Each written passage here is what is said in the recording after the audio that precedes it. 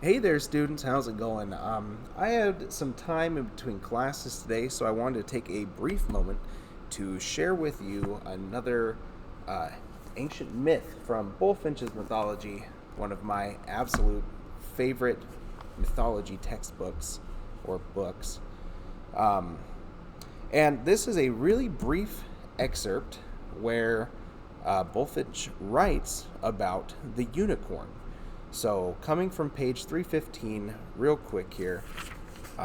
It's just a page and a half, so short. But let's talk about and read about the unicorn in ancient mythology.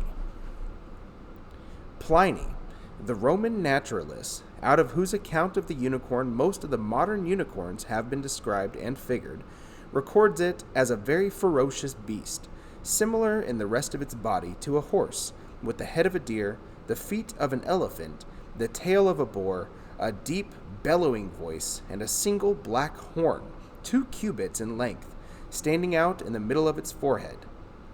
He adds that it cannot be taken alive, and some such excuse may have been necessary in those days for not producing the living animal upon the arena of the amphitheater. The unicorn seems to have been a sad puzzle to the hunters, who hardly knew how to come at so valuable a piece of game.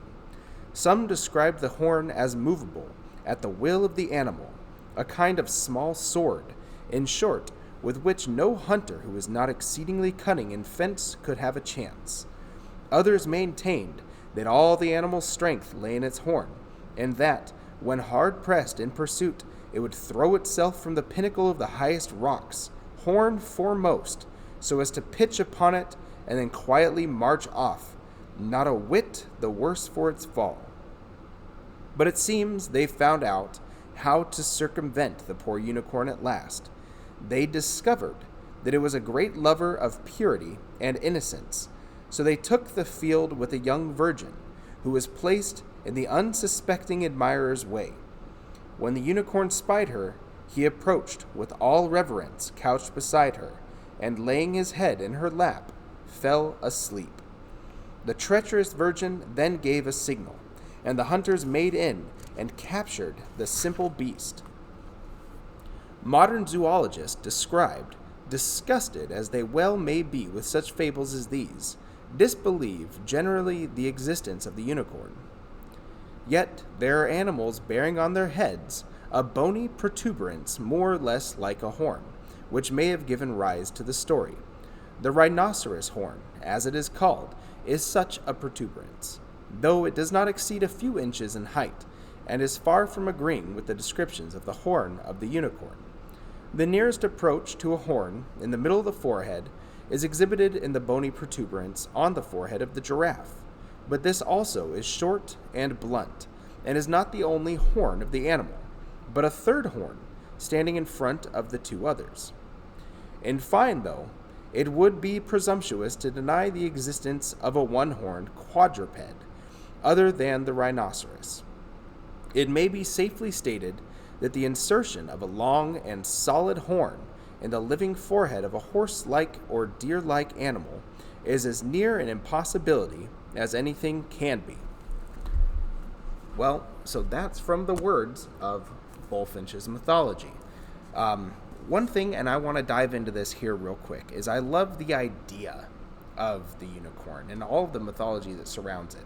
I actually do have a textbook on all the lore of the unicorn, which I might end up breaking into. It covers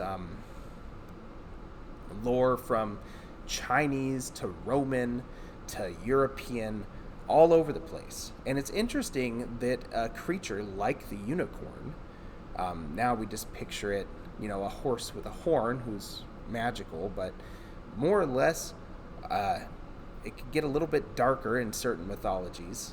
But interesting that all of these different cultures came up with something somewhat similar. So it's fun to dive into. And yes, there is actually a really good story about what was mentioned earlier, the virgin being used to trap the unicorn.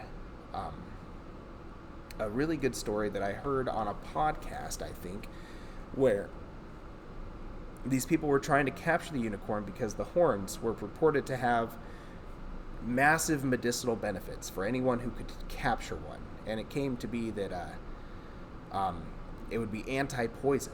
So if you were to eat poisoned food as a king or a queen, but also have some tincture of the unicorn horn, you would be unaffected by it.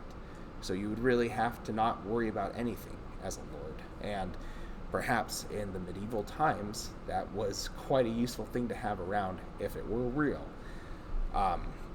But so they were using a virgin to try to capture the unicorn, and when this majestic creature came and rested his head upon her lap to fall asleep, she immediately regretted it, warned the unicorn, and this creature stood up as soon as all the knights came from behind her to try to capture and kill it, and actually ended up running through several of them, causing chaos. So,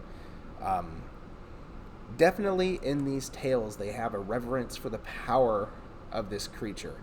And it's fun to think about what they might have been equating to being a unicorn.